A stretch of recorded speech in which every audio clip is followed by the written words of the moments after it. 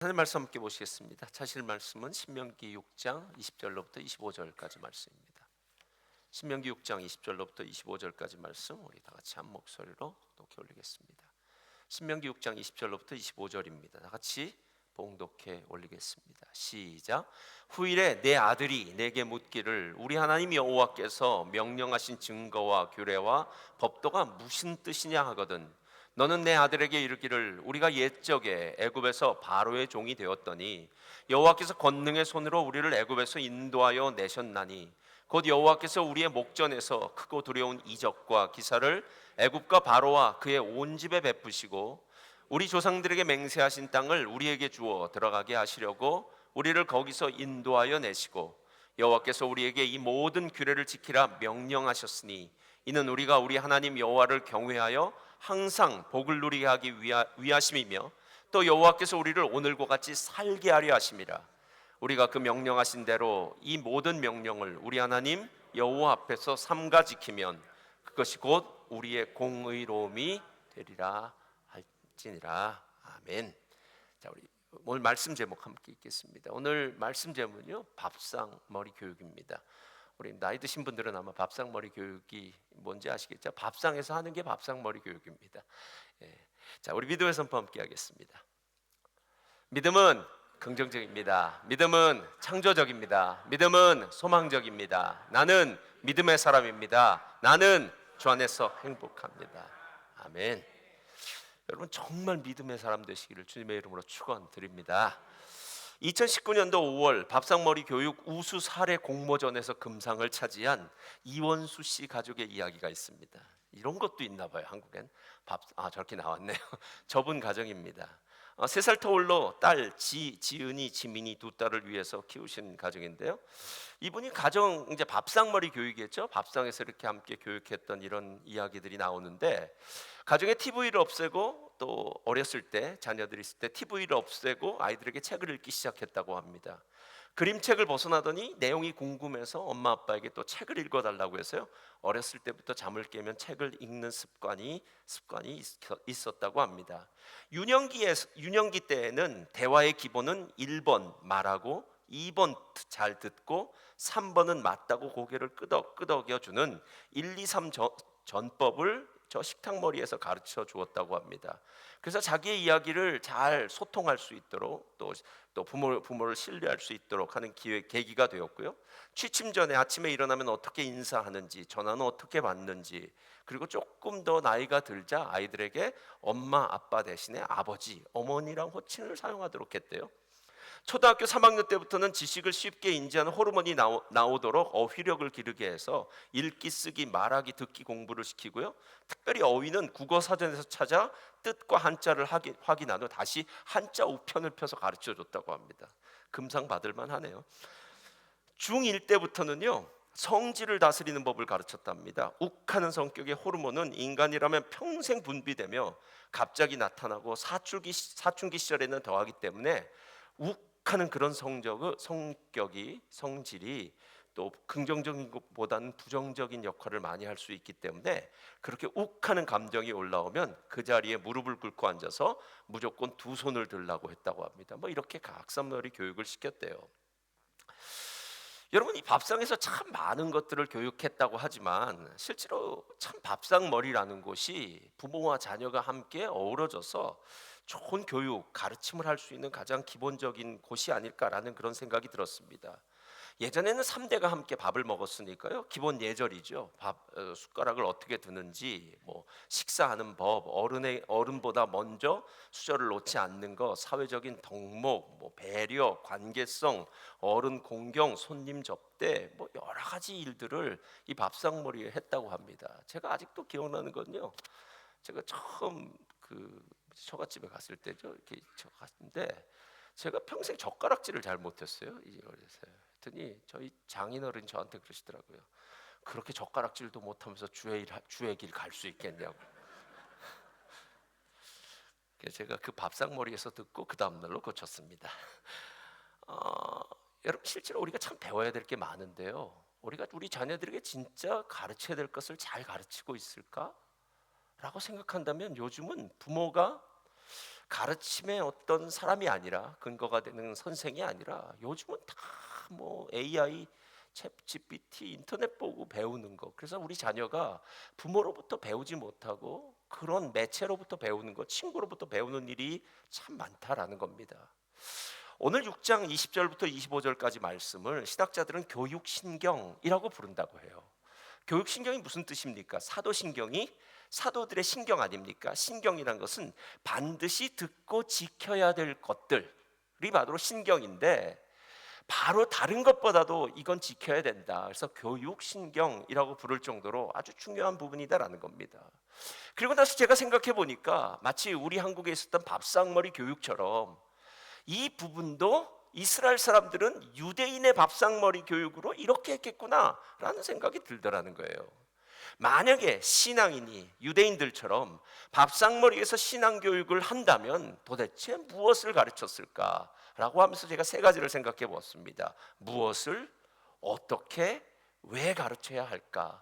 이게 바로 밥상머리에서 이루어진 귀한 가르침이다라는 겁니다. 그래서 오늘 세 가지를 함께 이야기를 하는데요. 첫째로, 오늘은 성질이 상당히 급하시네요. 먼저 펴놨습니다. 다 같이 읽겠습니다. 시작. 무엇을 가르칠 것인가요? 자, 무엇이 중요해요? 뭘 가르치겠습니까? 오늘 본문 20절을 보면 이렇게 얘기합니다. 후일에 내 아들이 내게 묻기를 너의 하나님 여호와께서 명령하신 증거와 규례와 법도가 무슨 뜻이냐 하거든. 그럼 그 다음에 이제 가르쳐줘라 라고 이렇게 얘기해요. 그러니까 밥상머리는 부모와 자녀의 소통의 자리라는 거예요. 여러분, 이 자녀가 참 질문이 좋죠? 우리 하나님 여호와께서 명령하신 증거, 규례, 법도가 무슨 뜻입니까? 라고 묻는다는 것은 자녀의 지적 호기심이 생겼다는 것이고요, 이 지적 호기심이 다른 측면이 아니라 말씀에 대한 지적 호기심이 생겼다라는 겁니다. 저는 제일 나쁜 게 무엇이냐고 묻는다면요, 무관심입니다. 신앙에 무관심이 있는 사람은 어찌 할 도리가 없습니다. 차라리 교회를 왜 다녀야 됩니까? 예수 믿는 사람은 왜 그렇습니까? 라고 이렇게 하는 사람한테는 소망이 있어요.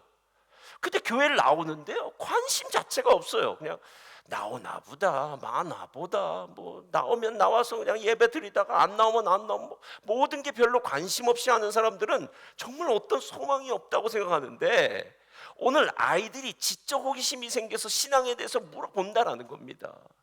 제가 예전에 새가족반을 하니까요, 그 얘기를 묻더라고요. 부모님은 신앙에 참 많이 무관심하신 분 같아요. 그래서 자녀가 교회 학교에 와서 신앙생활을 하다 보니까, 가르침을 받다 보니까 이렇게 물어보더랍니다. 이렇게 물어보더라면 뭘 물어보냐? 엄마, 아멘이 무슨 뜻이야? 이렇게 물어보더래요. 여러분, 아멘이 무슨 뜻입니까? 이수정 집사님. 야, 이거 갑자기 물어보면 위험한데. 예. 아멘? 예, 동의합니다. 그렇습니다. 이런 뜻 아닙니까? 근데 부모가 모르는 거예요. 부모가 아멘이 뭔지. 아니, 부모가 교회 와서는 기도가 끝날 때마다 아멘, 아멘 소리는 수십 수백 번을 외쳤는데, 정작 자녀가 아멘이 무슨 뜻이야 라고 얘기할 때 그것도 모른다라는 거예요. 할렐루야는 뭐 아십니까? 할렐루야는 하나님을 찬양합니다죠. 예? 여러분, 실제로 우리의 자녀들에게 하나님의 말씀을 가르쳐 주어야 되는데, 부모들 아이 그런 거 모르니까 그건 교회학교 선생님한테 가서 물어봐, 뭐 이런 식으로 대답을 해주고 마니까 결국 밥상머리 교육이 이루어지지 않는다라는 거예요. 가장 친밀한 부모로부터 말씀을 배워야 되는데, 부모와 말씀이 단절되고 엄마 아빠는 그저 매일 공부만 하라고, 세상에서 잘나야 된다고 이런 얘기만 하니까 나중에 밥상머리에서의 신앙 교육은 하나도 없는 사람이 되는 건 아니겠느냐는 거예요. 여러분, 이 말 들었는지 모르겠어요. 유대인의 교육 방법 중에 한때 우리나라 사람들 많이 유명했어요. 하브루타라는 교육 방법이 있어요. 하브루타라는 말 아람어로 친구, 하베르라는 말에서 나왔어요. 유대인들은 1대1로 토론하고 질문하여 비판적인 사고를 키우는 학습 방법이 있다고 합니다. 우리나라처럼 주입식 교육이냐, 야 어른이 얘기하는데 뭐 잔소리가 그렇게 많아, 그냥 하라면 해 하는 이게 아니라, 자녀에게, 학생에게죠, 자기 생각을 말할 수 있는 충분한 시간을 주어서 학생의 뇌가 활발하게 스스로 움직이게 할 수 있는 것이라는 거예요. 그래서 이 하브루타 교육 방법에는 제일 중요한 질문이 있다고 합니다. 너는 어떻게 생각하니? 이렇게 묻는데요. 그러니까 엄마 아빠가 원하는 걸 얘기하지 말고 너는 이런 일이 있는데 어떻게 생각하니? 라고 묻는다면 자녀는 자기의 생각을 이야기하게 될 것이고, 그 생각이 틀렸던 맞았던 그 이야기와 대화와 토론을 통해서요, 논리적인 허점을 찾아내고 반복하고 비평적으로 사고하면서 서로 간에 대화할 수 있는 대화의 틀을 마련한다라는 겁니다. 여러분, 우리 한국 부모들의 가장 큰 특징이 뭐냐면요, 대화가 안 된다는 거 아닙니까? 그냥 말 들으라는 거 아닙니까? 뭐 이런 식으로 얘기하면 우리의 교육 방법이 참 부족하구나라는 생각이 들었다는 거예요. 요즘 예전에는 고등부에서 청년부로 넘어올 때 아이들이 다 사라진다고 합니다. 많이 사라져요. 그래서 교회를 안 나옵니다. 호주에 와서는 더더군다나 그렇겠죠. 18세가 되면은 난 정상적으로 부모와 독립한다. 부모에게서 독립한다는 말을 정말 무시무시하게 생각하는데요, 신앙으로도 독립하겠다라는 얘기예요. 이게 말이나 됩니까 진짜? 예. 저희 교회는 15살 때 세례를 받습니다. 그러니까 성인이 되고 난 다음에 스스로 고백을 하고 침례를 받아요. 그런데 장로교는 유아 세례를 받아요. 유아 세례란 뜻은 무엇이냐면, 부모가 예수님을 믿음으로 고백한 부모라면 그 자녀는 예수 믿는 사람이라고 생각하는 거예요. 여러분, 착각 중에 착각입니다. 착각 중에 착각입니다. 자녀의 입에서 난 이제 자유로우니까 교회를 안 나가도 돼, 이건 지금 말도 안 되는 이야기예요. 여러분, 믿음의 가정에서 태어나고 자라난 그 자녀들의 마음 가운데 부모로부터 받은 신앙의 유산이 아름답게 이어져서, 신앙은 대를 이어서 계속해서 하나님 앞에 살 길이기 때문에 신앙의 문제에 있어서는 결코 넘어가면 안 된다라는 거예요. 예전에 학생부에서 청년부로 올라갈 때 세상으로 나간 이유는요, 간단하다고 합니다. 내가 이제 중학생쯤 되고 고등학생쯤 되고 청년쯤 되니까 머리가 커집니다. 세상에서 배우는 게 참 많습니다. 경험하는 게 이제 생기기 시작합니다. 그때 교회에서 하는 말이 다 거짓말 같더라는 거예요. 아담과 하와가 뭐 있었고 동정녀가 탄생을 했고, 이거 다 거짓말과 믿어지지 않는다라는 거예요. 그때 자녀들을 위해서 어떤 말을 해야 될지 부모님들이 고민하고 배우고 가르칠 수 있어야 되고 토론할 수 있어야 되는데, 우리에게는 그런 토론 문화가 없어서 자녀들이 이해가 안 되면 교회를 떠나버리는 그런 일들이 많이 벌어지더라라는 겁니다. 여러분, 오늘 성경이 이야기하면서요, 참 재미있는 단어들을 써요. 오늘 우리 시기면 이런 식으로 얘기할 수 있어요. 후일에 내 아들이 내게 묻기를 성경이 무슨 뜻이야? 라고 물으면 좋을 텐데, 오늘은 성경이라고 이야기하지 않고 우리 하나님 여호와께서 명령하신 증거와 규례와 법도가 뭐냐고 묻는다는 거예요. 여러분, 하나님 말씀에는 여러 가지 별명이 있습니다. 시편 119편이 제일 잘 나와 있어요. 8대 별명이라고 이야기하기도 하고, 어떤 사람은 뭐 10개를 덧붙이는 별명이 있어요. 말씀을 일컬어 율법, 증거, 법도, 율례, 계명, 판단, 말씀, 약속, 도, 지혜, 이건 10가지인데요. 그러니까 8가지에다가 약속과 도와 지혜를 붙여서 제가 10개를 만들었는데요. 말씀은 다양한 상황 속에서 다양한 모습으로 나타난다라는 거예요. 그래서 이 말씀을 여러 가지로 이야기하는 걸 잘 들어보셔야 됩니다. 마치 하나님의 말씀은 오늘 왕이 내린 명령처럼 권위가 있는 말씀이라고 할 때 계명이에요. 옳고 그름의 판단이 되어지는 판단이라는 말씀, 우둔한 자에게 주어지는 지혜, 두려운 마음이 생길 때에 나를 확고하게 세워주는 율례, 인생의 어두운 길을 걸어갈 때에 그 어둠의 길을 안전하게 걸어갈 수 있는 도, 길이라고 하는 말들. 그러니까 하나님의 말씀은요, 우리의 모든 전 상황을 다 해결해 줄 수 있는 능력의 말씀인 줄 믿습니다. 여러분, 하나님의 말씀이 해결책입니다. 만능 열쇠입니다. 호텔에 가면 마스터키 있잖아요. 예? 청소하는 분들은 마스터키를 갖고 계시더라고요. 그래서 내 문이 잠겨져도요, 청소한 사람에게 말하면 됩니다. 아이고, 내가 열쇠를 놓고 나왔어요 라고 하면 그 사람이 저 얼굴을 이렇게 보면서 이제 열어줍니다. 예? 여기 있는 사람처럼 보이니까 그렇겠죠. 마스터키예요. 모든 마스터키입니다. 여러분의 사업에도 마스터키입니다. 건강에도 마스터키입니다. 자녀 양육에도 마스터키입니다. 직장 생활도 마스터키입니다. 할렐루야. 모든 문제는 하나님의 말씀 가운데 있다라는 거예요. 제가 예전에 어느 선교사님들의 모임에 갔다가 사모님들로부터 재미있는 이야기를 들었어요. 사모님들이 모이면서 이렇게 얘기하더라고요. 야, 얼마 전에 정신과 심리학 교수가 와서 이런저런 검사를 해줬는데, 야, 그렇게 심리학 교수가 와서 우리에게 검사도 해주고 가르쳐 주니까 목사님이 와서 설교한 것보다 정말 은혜스럽더라, 이렇게 얘기하는 거예요. 뭐 그럴 수 있겠죠. 예.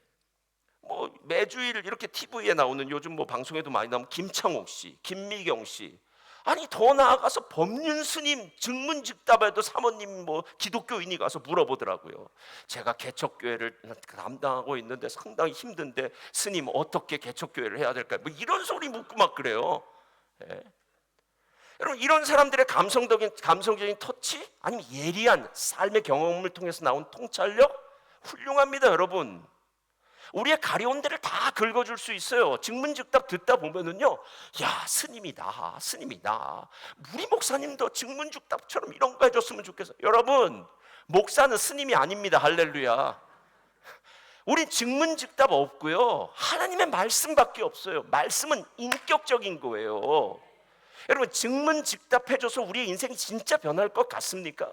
여러분이 옆에 사람 조언해 보시지 않았습니까? 친구건 자녀건 누구에게 이게 좋은 거야, 이게 맞은 거야, 야 내가 살아보니까 이렇게 살아야 돼, 그렇게 100번 1000번 얘기했는데요, 뭐 한 귀로 듣고 한 귀로 흘려보내고 사람 다 안 변하더라고요. 사람을 변화시킬 수 있는 능력은 하나님의 말씀밖에 없습니다. 그 말씀이 우리 안에 새겨져야 돼요. 그래서 요즘 로마서 500독 하니까 잠자다가도 로마서, 뭐 안 지나서나 로마서. 디모데후서 3장 14절은 15절 16절은 하나님의 말씀에 대한 아주 중요한 구절이에요. 야, 오늘은 진짜 성질이 급하시네요. 제가 막 말하자마자 막 떠요. 자, 15절 한번 다 같이 읽겠습니다. 시작. 또 어려서부터 성경을 알았나니 성경은 능히 너로 하여금 그리스도 예수 안에 있는 믿음으로 말미암아. 자, 이 표도 놔두세요. 지금 이 얘기 누가 하는 겁니까? 바울이 영적인 아들인 디모데에게 하는 말이에요. 다른 사람 몰라도 바울은 영적 아들인 디모데가 어떤 아들이 어떻게 자라왔는지에 대한 과거를 알고 있어요. 디모데에게는 외조모 루이스와 어머니 유니게죠. 그 어머니와 외할머니가 있었어요. 여러분, 아빠가 믿음 없어 상관없습니다. 상관이 있긴 하지만 상관이 없을 수도 있습니다. 왜냐면 디모데의 아버지는 헬라인이었어요. 디모데는 유대인은 모계 사회예요. 모계. 엄마가 유대인이면 내가 유대인이 되는 겁니다.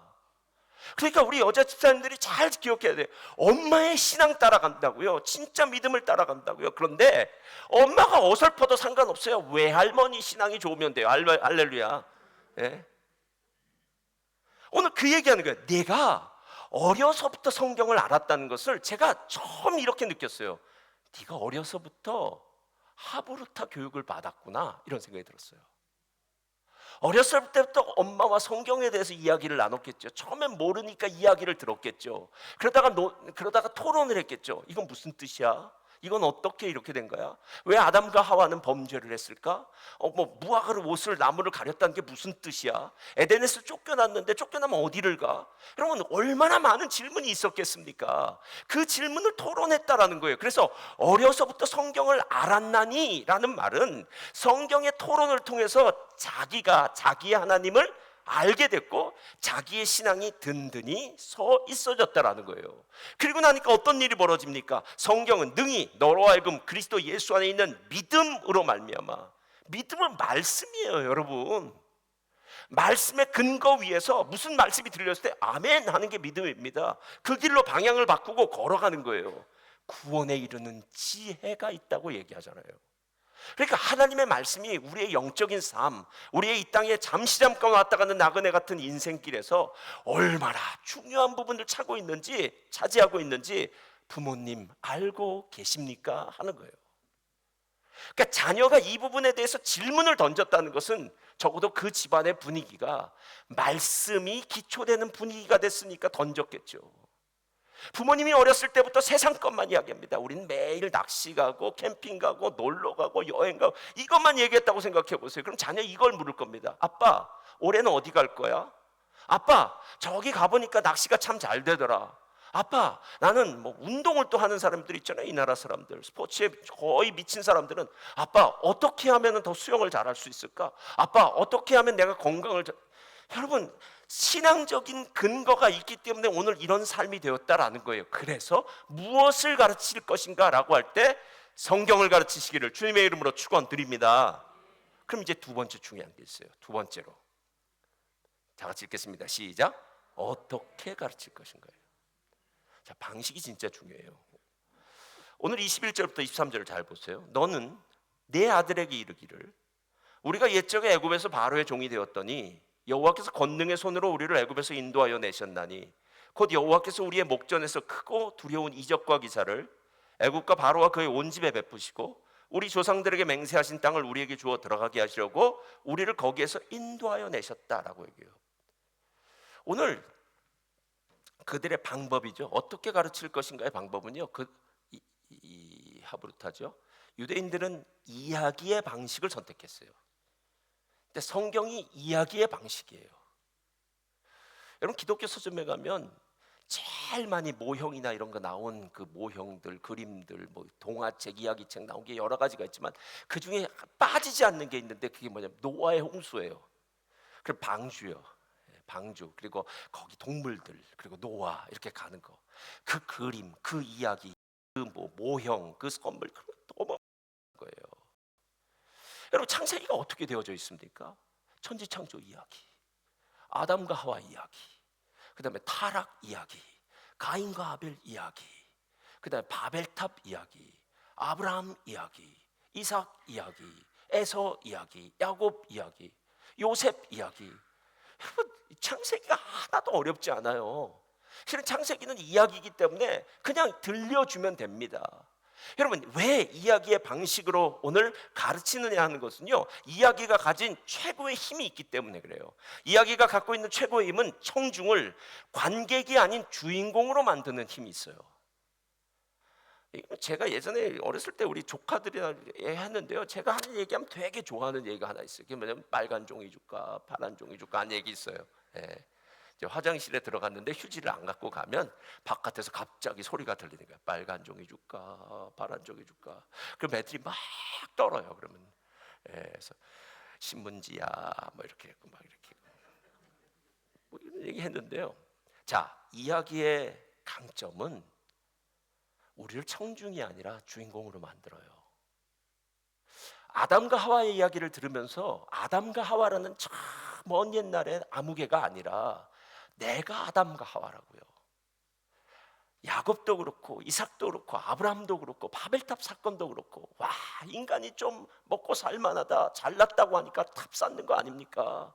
하나님께로 우리 올라가 보자, 비겨보자 라고 이야기하는 이 교만함, 우리의 모습들을 볼 때마다 참 이 이야기들이 갖고 있는 파워가 얼마나 대단한지 몰라요. 게다가 이야기는 한 가지만을 적용하는 게 아니라 이땐 이게 적용되죠, 저땐 적용되고, 그 이야기 속에 풍성한 상상력이 동원되고 나면은요, 이야기가 가져다주는 그 놀라운 능력은 와, 가히 상상을 초월한다라는 거예요. 여러분, 오늘 이야기 어떻게 가르칠 것인가라고 얘기할 때 오늘 모세는 출애굽 이야기 가르치라는 거예요. 출애굽. 이 출애굽 이야기예요. 그리고 여기까지 왔다. 광야 이야기도 함께 있겠죠. 지금 이 책이 쓰여진 때는 신명기는 모압 평지에서 이제 모세가 떠나고 가나안 땅에 입성하기 바로 전입니다. 그러니까 약속의 땅을 눈앞에 두고 있는 거예요. 근데 우리가 어떻게 이 자리까지 왔는지를 알아야 될 거 아니냐는 거예요. 그게 무엇이냐면, 너희가 애굽 땅에서 노예 생활할 때에 하나님이 10가지 재앙과 이적과 기사를 베푸셔서 너희를 건져내셨어. 홍해를 마른 땅같이 걷게 하시고 광야 40년 동안을 너희들을 지키시고 보호하셨어. 지금 이 이야기하고 있는 부분이다라는 거예요. 그러니까 잊지 말아야 될 부분을 이야기 형식으로 이야기하면서, 맞아, 우리 조상들이 이렇게 살았지, 나도 이렇게 살았지, 나는 이렇게 살지 말아야지, 나는 이렇게 살지 말아야지 라고 얘기해요. 예루살렘에 가면 홀로코스트의 희생자를 기념하는 야드바센 기념관이 있어요. 그 야드바센 기념관에 쓰여진 글귀가 이렇답니다. 과거를 망각하면 또 다른 방랑을 겪게 될 것이다. 여러분, 유대인들 600만 명이 2차 대전 때 죽지 않았습니까? 그걸 어떻게 잊을 수 있겠습니까? 우리 민족이 역사를 잊어버리면, 과거를 잊어버리고 나면 미래가 없는 민족이 된다는 거예요. 미래가 없는 민족이요. 미래가 없는 민족. 제가 예전에 믿음 사건이라는 책을 볼 때요, 생명체가 하는 세 가지 일이 있다고 그러더라고요. 첫 번째, 에너지를 처리하고 정보를 저장하고 번식을 한대요. 예. 이게 생명체가 하는 일이랍니다. 에너지를 저장하고 정보를 처리하고 그리고 번식을 하고요. 그러니까 모든 생명체는 이 세 가지래요. 그런데 사람이 갖고 있는 가장 큰 능력이 있어요. 그건 뭐냐면 언어예요. 글이에요. 내게 축적된 정보를 다음 세대로 넘길 수 있다고요. 그래서 우린 글을 써서 글을 남겨주지 않습니까? 가르쳐주지 않습니까? 성경이 지금 그 이야기를 하고 있는 거예요. 인간이 갖고 있는 최고의 문자라는 혁명과도 같죠. 언어라는 이 혁명과도 같은 능력, 이 동물들과는 차이가 차별될 수 있는, 동물들은 도저히 따라올 수 없는 그 능력을 갖고 있는 인간이 이야기를 통해서 다음 세대, 우리 자녀들의 삶 가운데 하나님을 각인시켜야 된다는 거예요. 어느 분이 이렇게 얘기하는데요, 제가 듣고 맞다 그렇게 생각했어요. 목사님, 저는 주일날 대배 때 설교하는 이 설교가 상당히 어렵다는 거예요. 상당히 어렵대요. 그분 아주 초짜예요. 그런데 유치부 설교를 가면은 유치부 전도사님이 설교하고 뭐 유년부도 그렇겠죠. 아유, 유치부 전도사님이 설교하면 머리에 쏙쏙 들어온다는 거예요. 목사님보다 낫다는 겁니다, 그게. 예, 그게 목사님보다 일반적인 게 나은 게 아니라 수준이 다른 거죠, 수준이. 근데 그분의 수준이 낮으니까 그분의 눈높이에 맞춰서 애들한테는 스토리를 전해주는 거 아닙니까? 그러니까 쉬운 거고요. 여러분에게는 조금 수준이 높으니까 이렇게 설교하는 거고, 그런 거 아니겠습니까? 방식은 이야기입니다. 이야기는 아이들만 좋아하는 것이 아니라 어른도 좋아해요. 그래서 자기 이야기를 하고 싶은 거 아닙니까? 만나면. 하나님 참 대단하신 분이구나. 밥상머리의 교육을 이야기로 하는구나. 어쩌면 아빠가 이렇게 물어볼 수 있겠죠. 오늘 하루 어떻게 지냈어? 그건 꼭 맨날 식상할 수 있으니까, 너 오늘 같이 점심 먹을 때 친구들은 무슨 반찬을 사왔니? 점심시간에는 어땠어? 야, 오늘 운동할 때는 특별히 누가 너 뭐 옆에서 도와주었어? 너를 힘들게 했어? 여러분, 이게 다 스토리 아닙니까? 삶의 스토리가 풀어지면서 정말 깊숙이 우리의 심령 가운데 박혀야 되는, 새겨야 되는 하나님의 구원 역사가 새겨질 때, 그 다음에 이제 가나안 땅에 들어가서 살 수 있는 은혜가 생겨지더라라는 겁니다. 세 번째가 있어요. 세 번째, 왜 가르쳐야 하는가요? 이 부분이 어쩌면 결론과도 같습니다. 24절, 25절 다 같이 한번 읽겠습니다. 시작. 여호와께서 우리에게 이 모든 규례를 명하셨으니 이는 우리가 우리 하나님 여호와를 경외하며 항상 복을 누리게 위하심이며 또 여호와께서 우리를 오늘과 같이 살게 하려 하심이라. 우리가 그 명령하신 대로 이 모든 명령을 우리 하나님 여호와 앞에서 삼가 지키면 그것이 곧 우리의 공의로움이니라 할지니라. 자, 세 가지예요. 첫 번째는 여호와를 경외하며 항상 복을 누리는 거. 자, 첫 번째는 뭐라고요? 여호와를 경외하며 항상 복을 누리는 거. 복 그렇게 좋아하시잖아요. 복 항상. 두 번째는 사는 거예요. 생명. 근데 그냥 생명이 아니라 풍성한 생명을 누리는 겁니다. 연명이 아니라 생명을 누리는 거. 그리고 세 번째는 우리의 의로움이에요. 의로움. 이 세 가지가 결론이다라는 겁니다. 제가 하나씩 풀어드릴게요. 복, 생명, 의로 요약될 수 있는 이 최고의 아웃컴이죠. 아웃컴이 왜 의미가 있을까라는 거예요.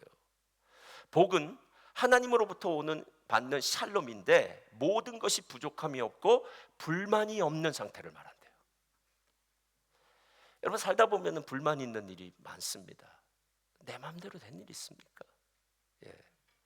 예수 안 믿는 사람들은 좋은 일이 벌어질 때 이렇게 얘기합니다. 야, 오늘 운이 참 좋네. 이렇게 얘기해요. 그러다가 또 조상덕이라고 얘기하기도 합니다. 그래서 우리 조상이 조상 때 뭘 했던지 사람도 운을 그렇게 얘기해요. 근데 성경은 그렇지 않아요. 하나님의 말씀이 복이에요. 그래서 말씀에 순종하는 사람이 복입니다.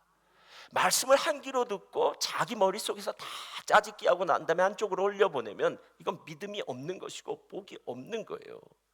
왜 우리 인생 가운데 참된 기쁨이 없습니까? 항상 기뻐하라, 쉬지 말고 기도하라, 범사에 감사하라. 아유 목사님 어떻게 항상 기뻐합니까? 승질나는 일들이 얼마나 많은데 라고 얘기해요. 아유 목사님 어떻게 쉬지 않고 기도합니까? 우리가 무슨 딴 일도 해야죠. 예?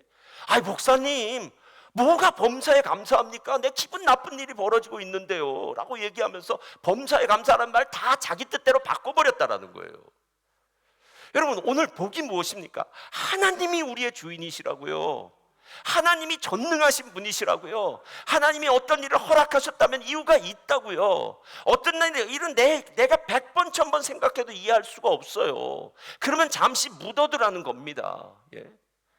저는 기도의 응답 중에서요 제일 좋은 기도의 응답이 뭐라고 묻냐면 yes, no, wait 이 세 중에 no가 제일 좋아요. 왜일까요? 노는 가만히 있으면 되는 거 아닙니까? 아니라 그러면 말면 되는 거 아닙니까? 예스라고 하면요 그 다음부터는 그 일을 해야 돼요. 예? 그럼 뭐 그 일에 대한 감사라도 하죠. 노는 알겠습니다 한마디면 돼요. 예? 내 뜻대로 안 된다고 하나님이 딱 말씀해 주시면 오케이 멈추면 됩니다. 사도 바울이 뭐 간질 때문인지 안질 때문인지 유대인의 계계 때문인지 몰라도 3번씩이나 자기 가시 없애달라고 얘기할 때 하나님 뭐라고 얘기하십니까? 내 은혜가 내게 족하다. 더 이상 나를 귀찮게 하지 말아라. 이렇게 뒷말은 없지만 그렇게 얘기했을 거라는 거예요. 더 이상 기도하지 말라라는 거예요. 쓸데없는 일 가지고요. 사도 바울이 그때 뭐라고 이야기하면 할렐루야 감사. 더 이상 기도할 필요 없다니까 얼마나 좋습니까? 웨이트가 제일 무서워요. 이 긴가 민가 이건. 예. 그래서 웬만하면 하나님께서 가만히 계실 땐 더 겁나요. 예. 오늘 복은 하나님으로부터 받아서 얻게 되는 샬롬인데 하나님이 주시는 모든 것은 다 이유가 있고 부족함이 없고 뜻이 있습니다 라는 거라는 거예요. 그래서 하나님의 복을 받은 인생을 우리는 감사하는 인생이 된다라고 얘기해요. 두 번째 생명은 생존의 개념을 넘어 하나님이 주신 땅에서 풍성한 것들을 누리는 거예요. 도둑이 오는 것은 죽이고 도적질하고 멸망시키려는 것뿐이요 내가 온 것은 양으로 생명을 얻되 풍성히 얻게 하는 거예요. 그러니까 예수 믿는데 하나도 기쁘지 않아요. 그럼 누구 잘못입니까? 누구 책임입니까? 우리는 누군가 책임을 들 수 있어요. 쟤 때문에 그래요. 내 함께 신앙생활하는데 신앙생활하는 쟤 때문에 내가 지금 기쁘지 않아요 라고 얘기해요. 여러분 쟤 때문에 기쁘지 않은 게 아니라 이분 덕분에 기뻐야 되는 거예요. 그걸 잊어버리고 나서 어떻게 신앙생활 하겠습니까? 기준이 확실해야 흔들리지를 않습니다. 내가 기준이 된다면 우리는 매일 흔들릴 거예요. 어제는 하늘을 나를 것처럼 기분이 좋다가 오늘은 기분이 겁나게 나쁘고 내일은 화가 나고 모레는 짜증이 나고. 여러분 우리는 기준이 될 수가 없어요. 하나님의 말씀이 기준입니다. 그분은 신실하십니다. 그분은 좋으십니다. 그분은 사랑의 하나님이십니다. 그분은 항상 우리들에게 좋은 것을 주시는 분인 줄 믿습니다. 이스라엘 백성들이 40년 동안 광야 생활을 할 때 그들이 하나님을 생각하지 않고 환경이나 주변을 생각하고 사람을 생각했을 때 느꼈던 그런 답답함, 우리가 왜 광야에서 이렇게 힘들게 살아야 되냐고 불평하고 원망하는 그 마음들 없어야 된다는 거예요. 세 번째가 있어요. 의인은 하나님의 유일한 성품이에요. 죄인인 우리가 하나님과 친밀하게 되었음을 알려줘요. 그러니까 우리는 죄인이에요. 우리는 영원토록 하나님과 함께 있을 수가 없습니다.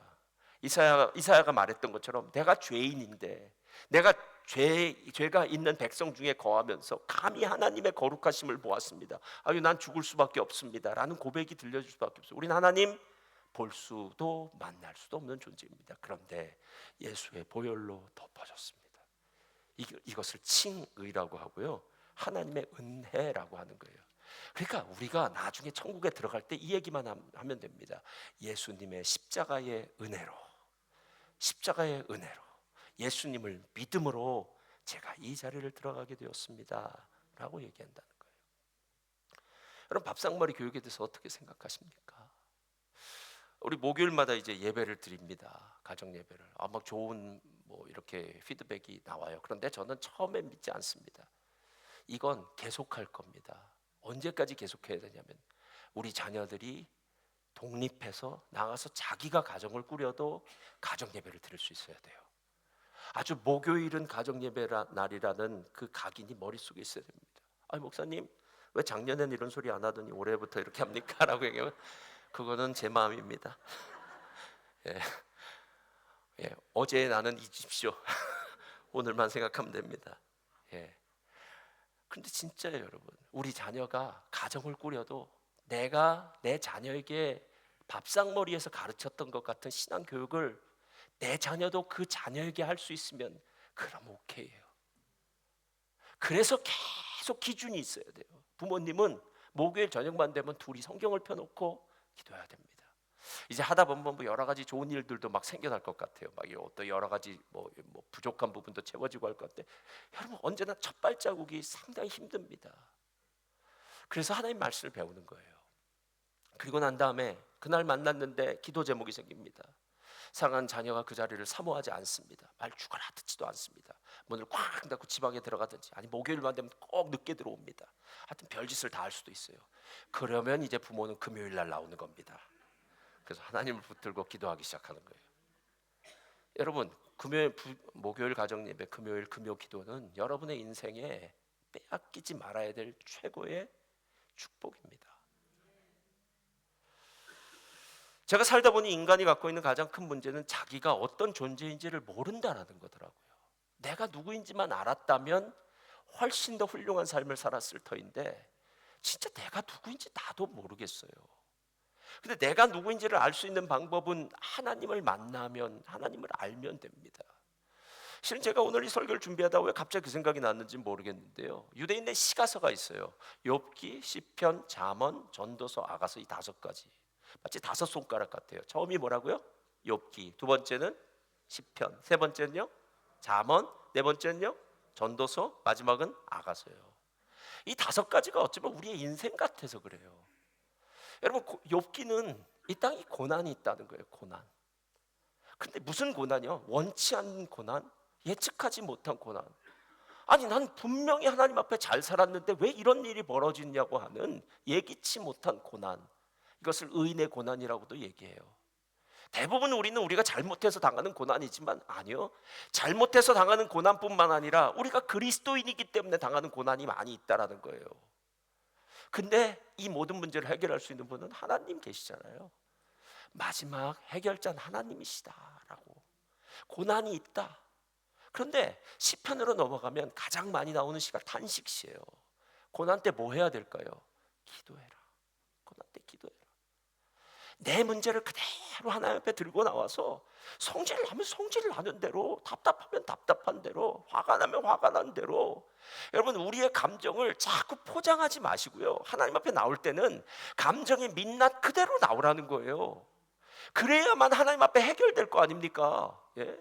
하나님 앞에서도 우리는 감정을 포장해서 뭐 정말 속으로는 미운데 미워하면 안 되지, 하나님 제가 솔직히 말해서는 미운데 그래도 하나님 앞에 이런 소리 하지 말고 그냥 밉다고 얘기하면 돼요. 하나님 앞에 이야기하기 시작해야 문제가 해결됩니다. 탄식시요. 그래서 시편 150편이 어떻게 끝난다고 얘기했죠? 145편부터 150편까지를 할렐루야 시편이라고 해서 마지막 끝나는 게 할렐루야예요. 그러니까 기도하면 하나님이 해결해 주시는구나, 나의 탄식을 찬양으로 바꾸게 하시는 분이 하나님이시구나라는 걸 아는 게 시편이에요. 그러면 거기서 끝나냐? 아니에요. 너희가 이 땅을 살아가는데 지혜가 필요해.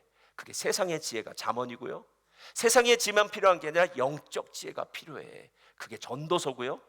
그리고 그 영적 지혜의 최고봉인 아가서는 예수 그리스도와 함께하는 삶. 예수님이 내 안에, 내가 예수님 안에, 마치 요한복음 15장의 말씀처럼 내가 그 안에, 그가 내 안에 거하는 삶, 이게 하나님이 기뻐하시는, 하나님 복 주시는 완벽한 삶이다라는 겁니다. 여러분 예수 믿는 것이 정말 재미있고 신나고 행복한 것이라는 것을 우리 자녀들에게 어떻게 보여주시겠습니까? 여러분 나이가 든다는 게 뭔지 아십니까? 어렸을 때는요, 성질이 나면 친구들과 주먹 싸움을 해요. 근데 참 신기하죠? 주먹 싸움을 한 그 다음 날은 또 헤헤거리면서 웃고 놀아요. 어린이 되면요 주먹질 안 합니다. 왜냐하면 주먹질하면 나중에 경찰서를 갈지도 모르고 뭐 나중에 어떤 소송이 걸릴지 아주 생각을 많이 해요. 대신 속으로 꾹 참고 누릅니다. 그리고 승질을 냅니다. 어느 게 맞는 방법입니까? 여러분, 우리의 자녀들이 나를 바라보고 있다고요. 나의 한 걸음 한 걸음을 보고 있다고요. 내가 신앙생활을 어떻게 하고 있는지 딴 사람은 아니라도 자녀는 보고 있다고요. 내가 어떤 선택을 내리고 있는지 자녀는 보고 있다고요. 내가 정말 중요한 순간에 하나님을 선택하는지 아니면 세상을 선택하는지 돈을 선택하는지 아니면 내 쾌락을 선택하는지 자녀는 말하지 않고 그대로 보고 있다고요. 그런데 내가 하나님을 선택하고 그 하나님에 대한 이야기를 하기 시작하면 자녀는 맞아, 엄마가 믿는 하나님도 맞고 엄마의 믿음도 맞아 라고 이야기하며 신앙의 아름다운 유산이 다음 세대로 이어질 것 아니겠느냐라는 겁니다. 사랑하는 성도님들, 리바이브 더 패밀리는 우리의 그냥 표가 아니라 여러분의 가정에 적용되어져야 될 말씀입니다. 어디서부터 회복되어질까요? 그건 여러분이 잘 아실 겁니다.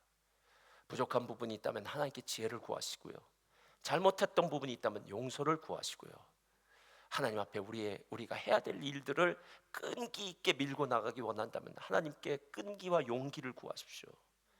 하나님께서 2026년도 저 여러분의 가정 가운데 놀라운 은혜를 베풀어 줄 줄 믿습니다. 우리 함께 찬양 드릴까요? 다시 복음으로 우리 함께 찬양 드리겠습니다.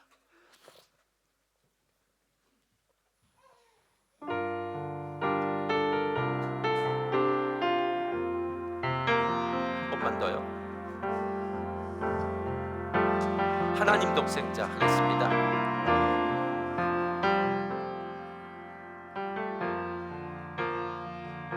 하나님 독생자 예수 그리스도 그분만이 오직 길과 진리 생명이라. 세상 다 변하고 사람들 변해도 나에겐 복은 십자가뿐이라.